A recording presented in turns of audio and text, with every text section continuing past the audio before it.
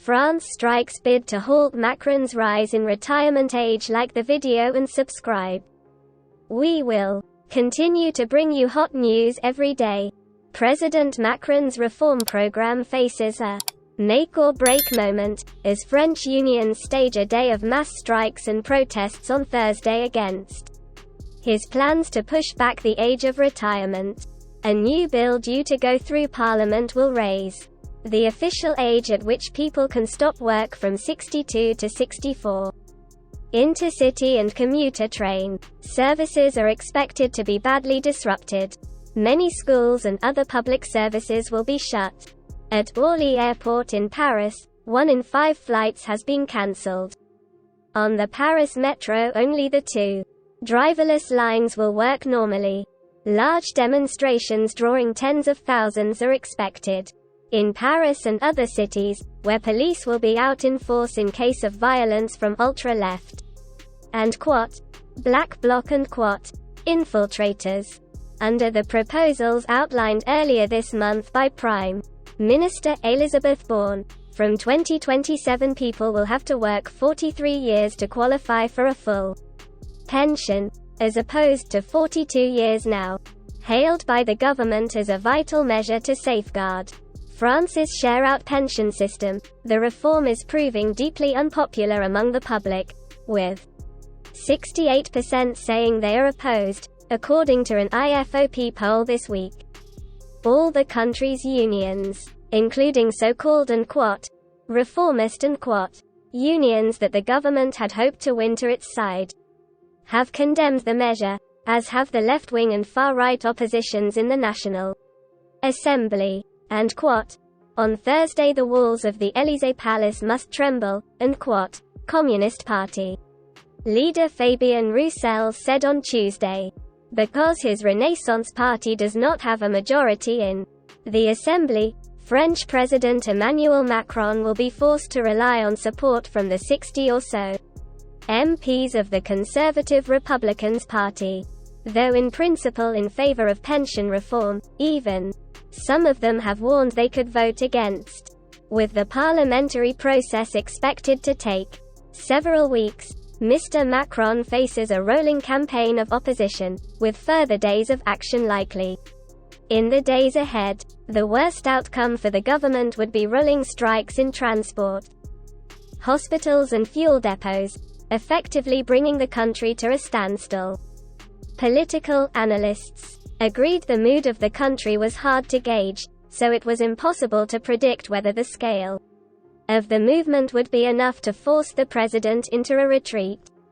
If that happened, it could mark the end of any serious reforms in this, his second term. On the one hand, inflation, the energy crisis and constant reports of run-down public services have left many people feeling anxious and irascible. President Macron's poor image outside the prosperous cities contributed to the Yellow Vest and insurrection 4 years ago, and could well do so again. More medics than UK, but French healthcare in crisis too. Dover-Calais ferries hit by French strike action. But on the other hand, pollsters have also identified a sense of resignation among many people, who no longer identify with and old school and social movements such as the unions specialized in.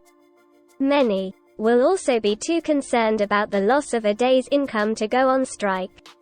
The Prime Minister invoked the principle of intergenerational solidarity and to justify the decision to make people work longer. Under the French system, very few people have personal pension plans linked to capital investments. Instead, the pensions of those who are retired are paid from the same common fund into which those in work are contributing every month. Workers know they will benefit from the same treatment when they retire. However, the government says the system is heading for disaster, because the ratio between those working and those in retirement is diminishing rapidly. From 4 workers per retiree 50 years ago, the ratio has fallen to around 1.7 per retiree today, and will sink further in the years ahead. Nearly all other European countries have taken steps to raise the official retirement age, with Italy and Germany for example on 67 and Spain on 65. In the UK it is currently 66. President Macron made an earlier, and more ambitious, attempt to reform the system at the end of 2019, but pulled the plug when COVID hit. This second plan was part of his re-election manifesto last year, a key argument deployed by the government in the battle for public opinion. To palliate the effects of the reform, Elizabeth Bourne has promised easier ways to retire early for people in dangerous or physically demanding jobs, steps to encourage older people back into the workforce, and a higher guaranteed minimum pension. The opposition argues the system is not technically in deficit at the moment, so there is no urgency to act.